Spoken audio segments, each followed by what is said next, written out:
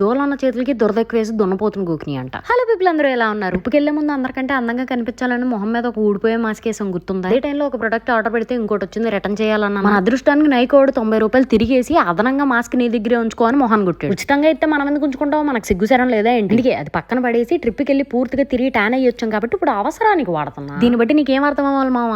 అవసరం ఉంటే తప్ప ఉచితంగా ఏది వాడకూడదు. ఫేస్ ప్యాక్ వేసాను సరే, మరి ఆరే వరకు ఏం చేయాలి? పాట పాడాలి. చెక్క చెక్క చేతులతో వేసిన ఫేస్ ప్యాక్ ఆరాలంట, అటు ఇటు తిరుగుతూ పచ్చగున్న ముఖం మీద గలి రావాలంట, అది ఆరే క్షణములో చీమ కుట్టిందంట. దూరదా దూరదా దూరదా దూరదా.